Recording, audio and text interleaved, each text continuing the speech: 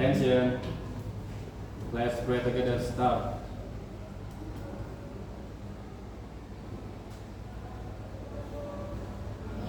Finish. Executing, please. Assalamualaikum warahmatullahi wabarakatuh. Waalaikumsalam warahmatullahi wabarakatuh. Langsung dulu ya.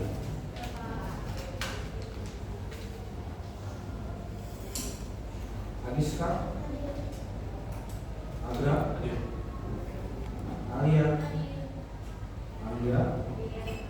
Cantika, Yamuna, Lutfia, Saka, Prita, Robiansa. Ada semua ya? Luar biasa, 10 rapi. Apa kabarnya semua? Alhamdulillah luar biasa.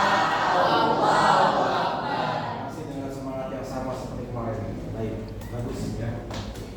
Nah, untuk pertemuan pertama ini, pertemuan kedua ya, kemarin kita sudah sempat membahas tentang apa sih AI itu, apa sih penerapannya dan lain sebagainya. Jadi ini adalah pertemuan kedua yang berlanjut tentang pembahasan apa sih penerapan AI itu dalam kehidupan sehari-hari maupun di dunia industri. Ya, bisa kalian lihat, bisa kalian pantau yang paling sering kalian gunakan kira-kira AI itu sendiri apa sih? Kenapa? Cari jawaban soal contohnya seperti apa? Iya.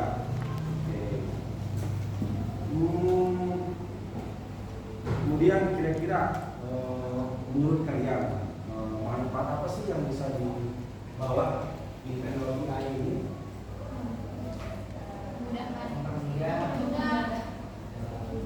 Ayo kita mempermudah apa? Mempermudah pekerjaan tadi. Ya, lebih cepat dan lebih murah ya. Tapi tetap ingat, secanggih-canggihnya AI tetap harus ada dalam kontrolin manusia agar AI tersebut dapat bekerja dengan baik dan tidak terlalu bergantungan dengan AI tersebut. Jelas ya? Ya, sekarang kita lihat pada itu, pada ini. Silakan lihat di layar monitor.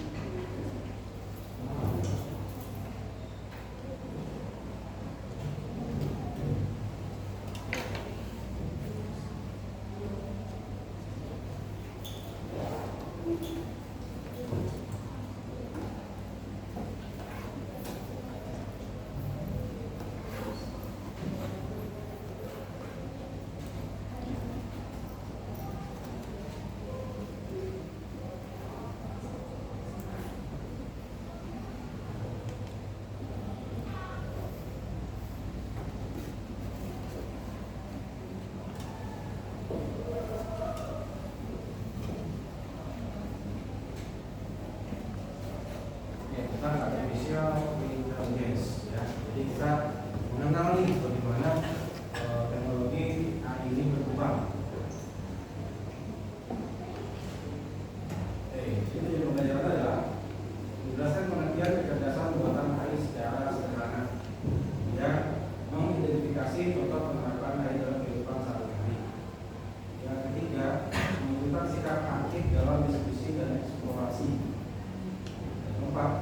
ketika ada kita contoh AI bisa kita mereka dari diskusi kelompok ini tujuan pembelajarannya. Jadi setelah kalian belajar materi ini ada 4 tujuan pembelajaran yang Bapak harapkan sehingga kalian bisa lebih paham tentang materi dari AI ini ya. Seperti itu tujuan pembelajarannya. Nah kemudian setelah tujuan pembelajaran sudah didapatkan, ini adalah capaiannya. Kalian mampu memahami konsep dasar coding dan kecerdasan buatan serta penerapannya dalam kehidupan sehari-hari. Walaupun di sini namanya coding, tapi kita belum mempelajari coding yang pernah kalian lihat sebelumnya. Kalau coding berarti kan kita bermain-main dengan sintaks ya, komen, ada seluruh, ada panah, ada huruf, itu semua namanya adalah karakter. Nah, tapi di sini tidak seperti itu. Di AI itu kita bermainnya dengan sebuah prompt. Tahu prompt? Pernah dengar istilah prompt? Kalau prompt begini nanti muncul seperti ini. Nah, jadi coding di sini maksudnya di AI itu seperti itu. Kita banyak main promptnya. Semakin kreatif prompt kita, maka semakin banyak hasil karya yang bisa dihasilkan. Apalagi kalian di kafe ya, kafe kan bermain dengan gambar. Dan AI ini bisa banyak referensinya seperti itu. Itu capaian tadi. Ini ada 2 pertanyaan masif. Siapa yang pernah menggunakan Google Translate? Berapa nih? Banyak. Siapa yang menggunakan TikTok Filter? Nah, yang bukan nih kayaknya nih. Terus siapa yang pernah menggunakan Spotify? Wah, semuanya. Nah, menurut kalian, mereka semua ini apakah bisa dikatakan kecerdasan buatan? Nah, pertanyaannya kenapa? Ada yang bisa mungkin mau mengatakan tunjuk. Kita masuk ke dulu deh, beberapa yang bergambar. Apa kira-kira? Apa aja? Dia bisa menggunakan bahasa yang sulit dimengerti karena bahasa Indonesia. Kalau untuk TikTok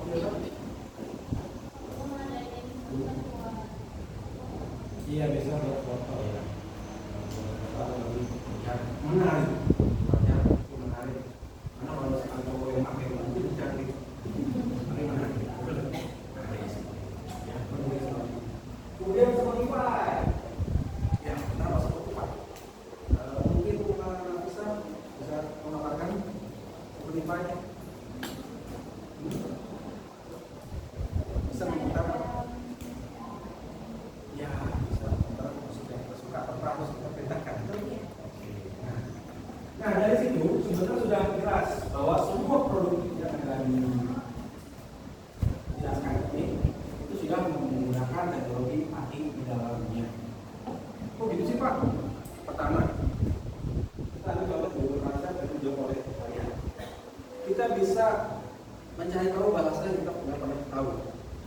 Berarti si pembuat Google Translate itu memasukkan inputan dulu data input. Pertama contoh bahasa Indonesia apa aja yang kita belajar, masukin di sini. Bahasa Amerika, bahasa Inggris maksudnya dimasukkan ke sana, keluar bahasa Inggris. Bahasa Chinese, keluar bahasa Chinese. Contoh, Bapak mau ngobrol sama Adra, Bapak tanya, ya Homa, Anda harus jawab kayak gitu. Enggak kan? Coba langsung Adra buka Google Translate, langsung buka jawaban ini. Nah, gitu jawabannya. Ya, seperti itu contohnya. Karena semakin banyak data yang diinput, maka semakin pintarlah Google Translate. Sama kayak ChatGPT. Awal-awal ChatGPT nggak sepintar sekarang. Zaman dulu Google ChatGPT diciptakan sekitar tahun awal pertengahan 2020. Mereka masih minim. Jadi pertanyaan-pertanyaan yang kalian buat itu kadang-kadang keluarnya bukan sebuah jawaban. Contoh seperti ini.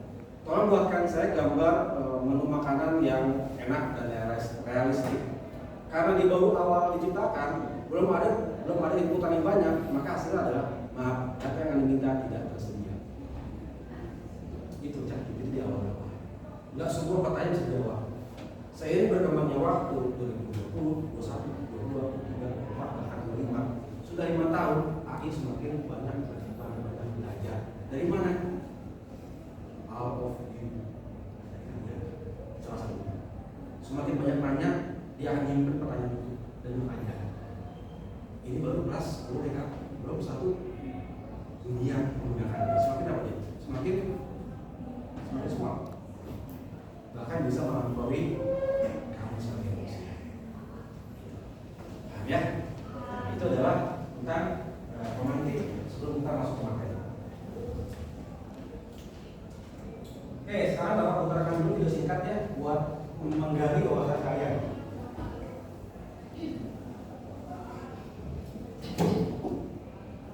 Silakan disimak video.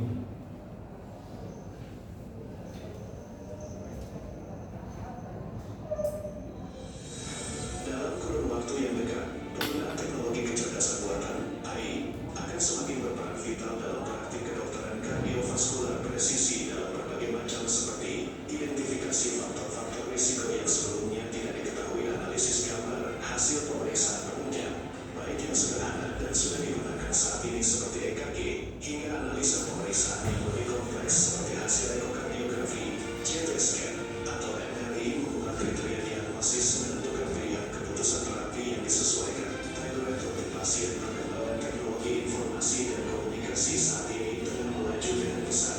Hal ini pun menimbulkan berbagai peluang maupun tantangan dan keuntungan dan kerugian yang menyertai. Teknologi informasi sendiri menjadi pendukung globalisasi yang memungkinkan manusia untuk saling berhubungan tanpa terbatas pada jarak. Hal ini pun memberikan pengaruh yang besar pada berbagai sektor industri dan layanan, terutama yang paling penting di masa pandemi COVID-19 adalah sektor pelayanan kesehatan. Adopsi pun dilakukan untuk layanan kesehatan, seperti manajemen informasi kesehatan, rekam medis digital, hingga pemantauan kesehatan dan telemedicine. Beberapa aspek kecerdasan buatan yang sudah dikembangkan dalam bidang kesehatan adalah machine learning, deep learning, dan cognitive computing. Oke, kita buka video yang mana sih, Pak?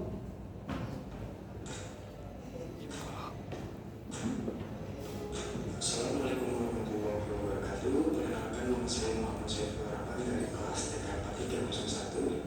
Dalam video kali ini saya ingin membahas mengenai apa saja contoh-contoh penerapan kecerdasan buatan dalam berbagai bidang di kehidupan sehari-hari.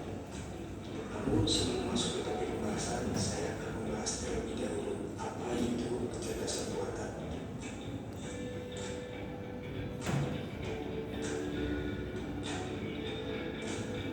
Kecerdasan buatan atau AI adalah sistem komputer atau mesin yang memiliki kecerdasan layaknya manusia. Dalam hal ini, AI mampu melakukan pembelajaran, pengenalan, dan juga mengoreksi diri secara mandiri. Secara sederhana, AI ini merupakan sebuah sistem komputer yang bisa meniru cara berpikir manusia dalam menyelesaikan sebuah pekerjaan. Kecerdasan buatan memungkinkan mesin untuk belajar dari pengalaman, menyesuaikan input baru, dan menyelesaikan tugas seperti manusia.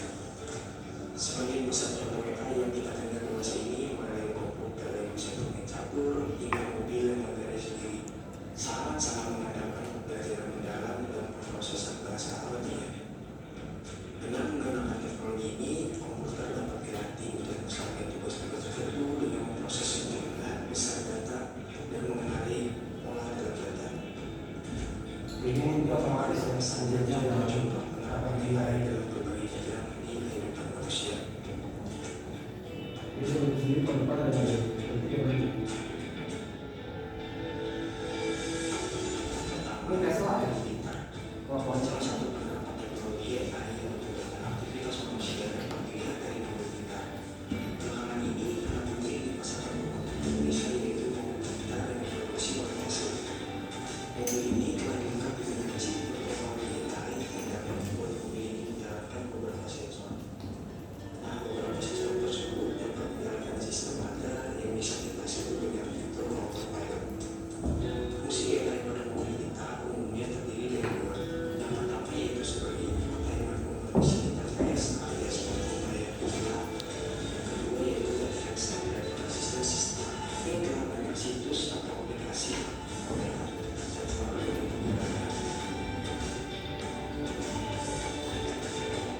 yang kedua adalah chatbot. Kini telah banyak situs atau aplikasi yang menggunakan bantuan chatbot. Kemampuan chatbot ini muncul karena adanya AI. Chatbot ini merupakan salah satu perangkat teknologi AI yang akan menggunakan aktivitas manusia. Dalam dunia bisnis, dalam era digital seperti sekarang ini, chatbot punya banyak peran. Selain sebagai pusat layanan dan informasi selama 24 jam setiap hari, teknologi tersebut secara tidak langsung berpengaruh pada penjualan. Hal itu dikarenakan seluruh informasi pelanggan yang berinteraksi dengan chatbot itu seluruhnya direkam. Berdasarkan rekaman tersebut, perusahaan akan menggunakan email, nomor telepon, usia, gender, dan kebiasaan orang tersebut. Kumpulan data tersebut akan diolah untuk menjadi bahan strategi pemasaran, dan pendekatan pun bisa melalui newsletter, rekomendasi produk, dan juga diskon. Oke, itu sampling ya. Jadi contoh penerapan AI dalam kehidupan sehari-hari. Pertama, dia sudah tertanam dalam sebuah perangkat, yaitu tadi mobil. Yang kedua, dia sudah tertanam dalam sebuah aplikasi chatbot. Kalau tadi di perangkat mobil sudah bisa dipastikan hampir humanless, ya, dia sudah berorientasi otomatis atau autopilot. Ketika tadi ada mobil di depan berhenti, jangan berhenti. Kemudian yang chatbot itu bisa 24 jam dia beroperasi dan melayani pelanggan customer. Kalau masih menggunakan manusia, biasanya operasional hanya sampai jam 10 malam saja. Tapi dengan ada chatbot, sehingga dia bisa beroperasi selama 24 jam per harinya.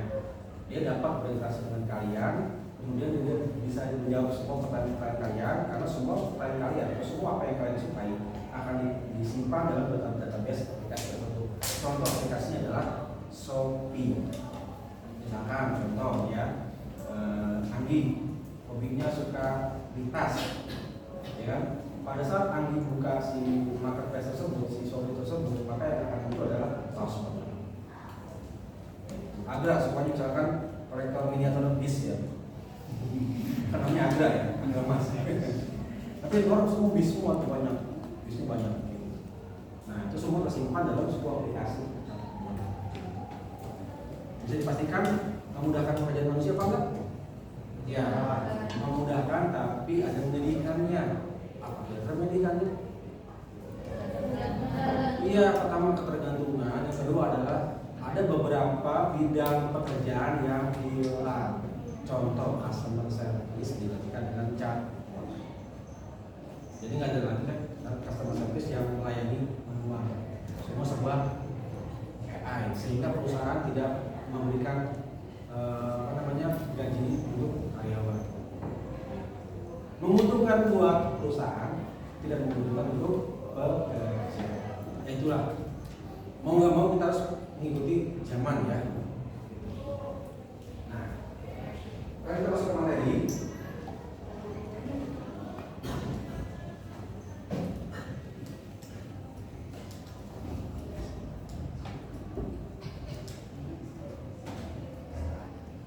ya, yang pertama adalah teknologi yang membuat mesin atau komputer dapat berpikir dan bertindak seperti manusia. Yang kedua, AI dapat mempelajari pola dari data dan membuat keputusan atau sebuah prediksi. Contoh, yang pertama, dia bisa berpikir dan bertindak seperti manusia. Jadi artinya ketika kita masukkan sesuatu, dia bisa menjawabnya. Contoh, Google Assistant. Nah, tahu? Google Assistant. Jadi kamu mau nanya apa saja, dia bisa menjawab. Sama seperti kita ngobrol sama manusia, berinteraksi. Kita ketawa, dia ketawa. Kita marah, dia meredam. Ya. Kemudian yang kedua, mempelajari pola dari data dan membuat keputusan atau sebuah prediksi. Contohnya tadi di industri sektor kesehatan, dia bisa men-scan tubuh manusia, kemudian dibaca sama ahli. Misalkan contoh Agra, kolesterol rendah, kemudian gula darahnya rendah, dibaca sama AI tersebut. Dari mana? Dari hasil scan tadi. Nah, dibaca scan-nya, nanti datanya akan dicocokkan dengan database-nya AI tadi yang sudah dimasukkan. Maka semakin banyak data yang dimasukkan ke dalam alat tersebut, maka alat tersebut semakin pintar seperti dokter. Dia bisa baca penyakit apa yang akan didiagnosis oleh Agra. Misalkan Agra ini punya penyakit darah rendah, dia akan langsung menjudge kamu darah rendah. Kayak dokter kan bisa menjudge. Nah, berdasarkan apa? Berdasarkan data inputan yang dimasukkan ke program ini. Sama seperti kita manusia. Kita kalau misalkan pengen jadi dokter, apakah sekolahnya harus kampusnya ekonomi? Kenapa? Karena nggak masuk. Ekonomi perbankan, kedokteran berarti dokter, ilmu kedokteran, ilmu kesehatan. Jadi disesuaikan.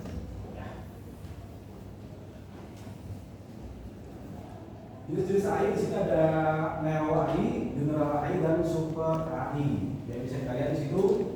Untuk yang AI lemah, ini berfokus pada seperti Google Asisten kedua. Kalau yang kedua itu dapat berpikir dan belajar seperti manusia. Yang ketiga itu yang super, yang AI super adalah yang lebih pintar dari manusia dan dapat mengambil keputusan yang kompleks. Di dunia ini, ya hanya dua poin pertama dan poin kedua saja yang dikembangkan. Poin ketiganya ini dikembangkan secara tersembunyi ya. Karena mengingat yang ketiga ini apabila dikembangkan oleh orang banyak, takut terjadi hal yang tidak diinginkan. Contohnya, Bapak menciptakan cloningan Bapak, bentuknya robot sama seperti Bapak, maka masukin semua apa yang Bapak punya ke robot ini. Robot ini akan berpikir seperti saya, pengganti saya. Lama-lama dia akan berpikir, saya robot lebih pintar dari saya. Maka saya harus menggantikan dia. Paham maksudnya? Robot ini saya, jadi saya Bapak. Saya berpikir lebih baik daripada dia. Artinya, saya harus menghilangkan dia agar saya bisa jadi dia. Serem nggak? Gimana cara ngilanginnya? Bisa dicemplungin ke sumur, bisa dilempar ke jurang dan lain sebagainya. Sehingga robot menggantikan posisi kita sebagai hidup. Makanya ini benar-benar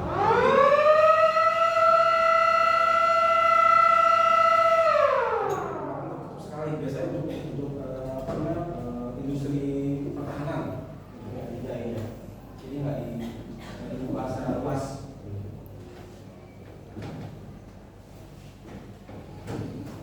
Untuk penerapan itu sudah ada dengan ChatGPT ya, ada virtual, pengenalan wajah, scan di handphone, kemudian ada deteksi penyakit atau gambar secara medis. Nah, gambar secara medis ini apa sih? Gambar yang seperti apa maksudnya? Coba ada gambar CT scan atau ronsen. Misalkan paru-paru Bapak nih suka batuk-batuk, pengen tahu kayak gimana, akhirnya kan penyakit dalam, nanti akan di scan. Keluar ronsennya yang berupa film itu kan, yang hitam itu. Yang bisa baca siapa sih? Dokter dan AI ini. Dimasukkan, AI ngebaca, nge-scan, nanti AI akan ngambil data yang sudah dimasukkan. Dicocokkan dengan hasil yang punya Bapak tadi. Ada ketemu nih satu data dimasukin, dicek akurat, keluar hasilnya. Misalkan Bapak TBC, dia bisa berdiagnosis. Diagnosisnya bukan asal nembak, tapi data yang telah dimasukkan sebelumnya. Itu ya, itu beberapa materinya. Manfaat ada seremnya, ada bagusnya. Yang kita ambil adalah yang bagusnya aja. Contoh di sini. Meningkatkan efisiensi pekerjaan pasti karena dia hampir semuanya dikerjakan oleh mesin. Kalau manusia, sesegar-segarnya manusia ada lalainya. Misalkan dia ngantuk, ya, dia meleng sedikit, akhirnya miss. Tapi kalau robot dari start sampai end dia akan berfokus terus 100%. Tingkat efisiensi lebih tinggi dibanding manusia. Itu perbedaannya. Dan masih banyak lagi. Oke, kita masuk ke kesimpulan terakhir. AI adalah teknologi yang memungkinkan mereka bisa berpikir, atau si mesin itu bisa berpikir layaknya manusia. Ada tiga jenis tiga jenis AI ini. Yang pertama adalah AI lemah, yang kedua adalah kuat, yang ketiga adalah super. kuat. Ini kita tadi garis bawahi ya, kuat yang seperti ini. Kemudian yang berikut adalah manfaat AI mengikuti efisiensi, inovasi dan kenyamanan dalam hidup manusia. Karena sekali lagi AI diciptakan tujuan adalah memudahkan pekerjaan dari manusia secara efisiensi. Oke. Kemudian itu adalah silakan kalian berkumpul pada kelompoknya sudah Bapak buat kemarin ya. Ingat kelompoknya itu hanya meliputi 4 orang saja. Ya. Silakan bangkunya di setup ya. Masih ingat kemarin? Kalau kamu bisa lupa, kamu ingetin ya. Ini kelompok 1, ini kelompok 2, ini kelompok 3, 4, 5. Ini benar kata nih ya. Silakan.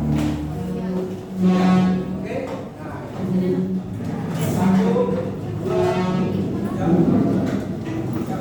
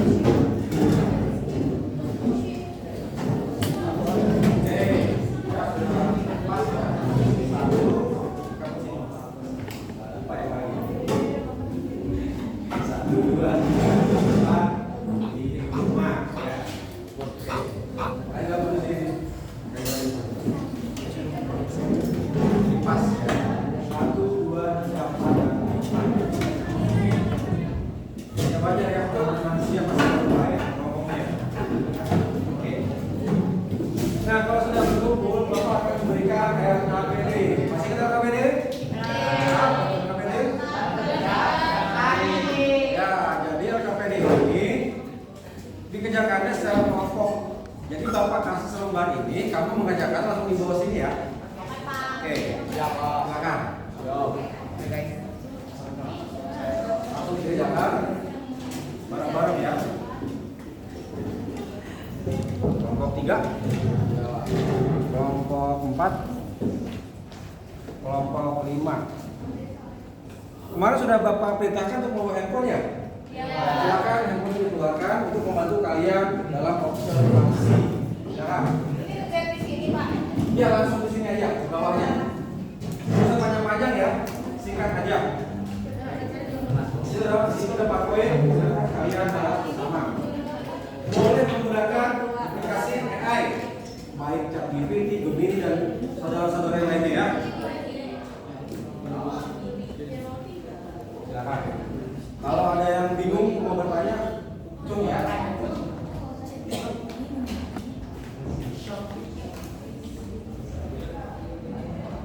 Saya sambil yang mengerjakan, Bapak akan sedikit kasih info lagi.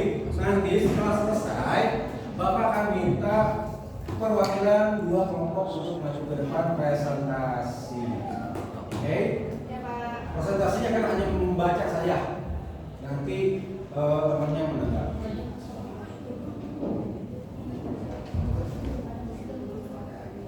Sekali lagi kalau misalkan ada pertanyaan silakan turun tangannya ya. Kamu teriak.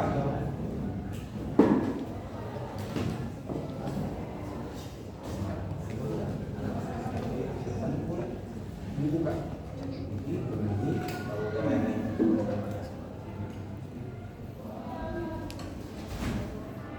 Tapi sebelum kamu mencari, kalau setelah dapat kan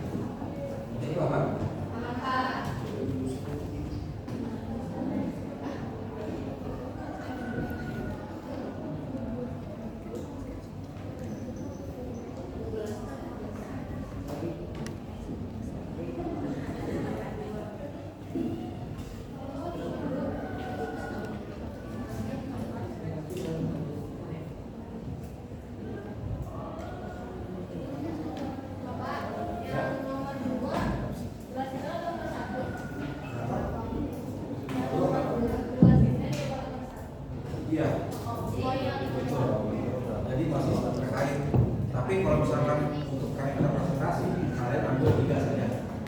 3 dan 5 ya.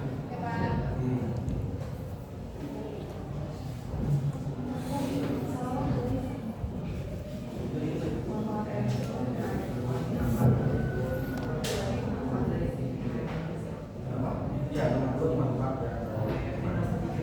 Cuma kalau minta aja 3 saja.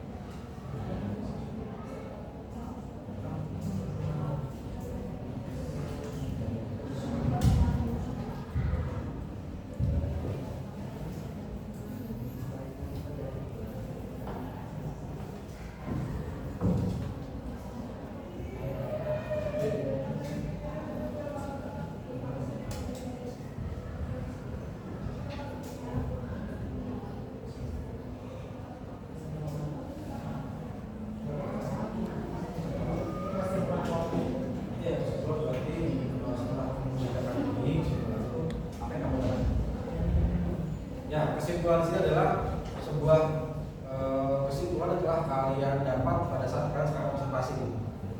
Kayak semacam rangkuman lah gitu ya. Apa saja yang telah kamu rasakan, yang kamu dapat.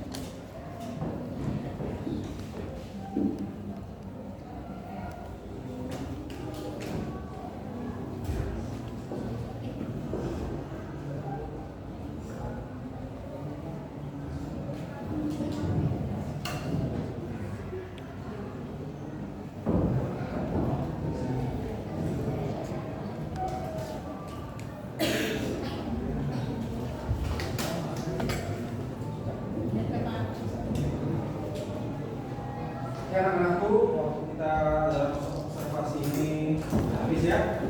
Bapak minta dua kelompok untuk minggu depan mempresentasikan hasil tugasnya. Bantu semuanya Pak. Ya, bantu semuanya. Nanti kalian bicara satu ke dua orang. Oke. Kelompok 1 ya, silakan. Kurangnya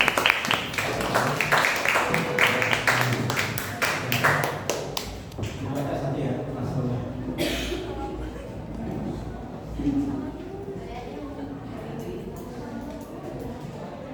Assalamualaikum warahmatullahi wabarakatuh. Waalaikumsalam warahmatullahi wabarakatuh. Kami dari kelompok 1 akan mempresentasikan hasil diskusi. Jadi hasil diskusi kami untuk kelompok 1 adalah ChatGPT, Gemini, Google Maps, Google Assistant, dan Google Translate. Untuk kelompok 2, pekerjaan aktivitas sehari-hari adalah menghemat waktu dan memberi informasi dengan cepat. Untuk yang nomor 3, dampak positifnya adalah efisien dan akses informasi yang mudah. Dampak negatifnya ketergantungan dan rawan penyalahgunaan data.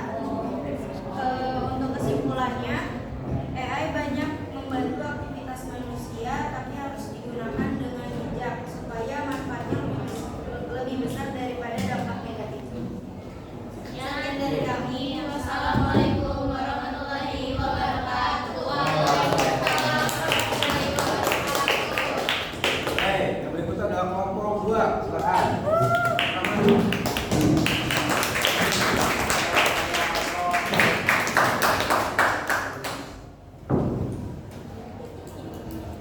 Assalamualaikum warahmatullahi wabarakatuh. Waalaikumsalam. Kami dari kelompok 2 ini mempresentasikan diskusi kami. Nomor 1, kami memilih aplikasi ChatGPT yaitu aplikasi AI yaitu ChatGPT, Google Translate, Gemini, Google Assistant, dan GPS. Untuk nomor 2, ChatGPT membantu menjawab pertanyaan yang kita tanyakan. Google Translate menerjemahkan bahasa asing, Gemini memberikan saran dan rekomendasi.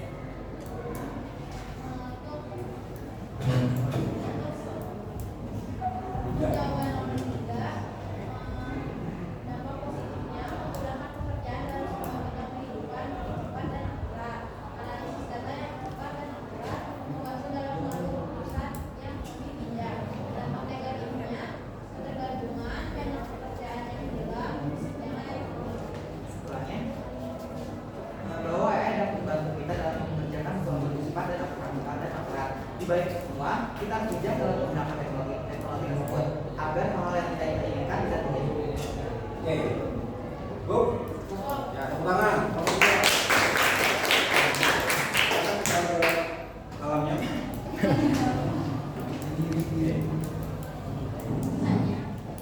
Ya, waktu sudah habis. Ya. Bagaimana kegiatan hari ini? Masih seru dan apa? Memaksakan sekali ya. Oke. Itu saja. Tapi sebelum itu kita adakan refleksi dulu. Nah, di sini.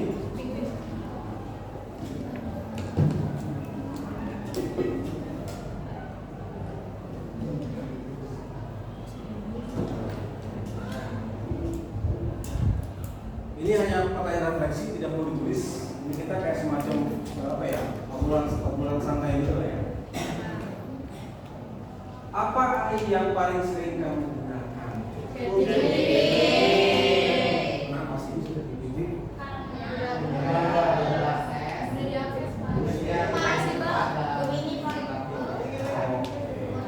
Terus pertanyaannya gini, kalau misalkan kita pakai ChatGPT, apakah harus punya akun ChatGPT? Oh ya. Tapi kalau ngelapornya ada linknya.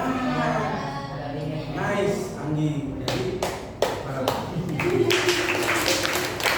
ada batasan. Kalau kamu nggak gabung, nggak join, nggak menggunakan akun, maka tidak banyak yang bisa disampaikan secara global, gitu ya. Jadi ada semacam limitasi. Sedangkan kamu kalau punya akun maka benar-benar full akses dia. Makanya paling sering ChatGPT karena itu simpel. Di handphone tinggal buka. Kemudian manfaatnya buat apa sih? Bagi kalian, bagi seorang pelajar ya ChatGPT gimana sih? Mempermudah mencari Ya, jawaban. tidak hanya mencari jawaban ya, tapi untuk bahan diskusi juga. Karena apa yang kita kerjakan itu, karena kita berpikir kurang yakin dengan apa yang kita bikin. Tanya ke ChatGPT, bagaimana makalah ini, apakah sudah sesuai standar? Kalau kata dia belum, tanyakan kenapa, nanti dia akan menjelaskan. Tinggal kita koreksi, bagus di situ. Jadi kita kalau misalkan bimbang nih, tanyakan saja, kirimkan saja file kita, tulisan kita. Kalau misalkan bagus, lanjut. Kalau misalkan kurang, koreksi. Karena kalau kita minta penilaian sama kita sendiri, kamu gimana nilainya? Kan nggak enak sama temen ya? Bagus. Padahal, gitu ya. Oke, sekarang yang ketiga, apa tantangan atau resiko AI menurut kalian sendiri? Tantangannya apa sih? Wah, udah tergantung atau candu ya, Jadi bentar-bentar, lama-lama, ya kepala kamu isinya GPT semua. Jadi menurunkan intelijen kita sendiri. AI yang begitu manusia jadi lebih bukan bodoh tapi sedikit downgrade bahasa halusnya. Gitu ya. Oke, demikian yang bisa saya sampaikan. Jangan lupa materi berikutnya kita akan mengimplementasikan AI ke dalam sektor industri. Ya, pelajari itu. Banyak industri, kesehatan, industri pertanian, pendidikan dan lain-lain. Pelajari ya. Oke. Sekian dari Bapak. Terima kasih atas waktunya. Sampai ketemu lagi.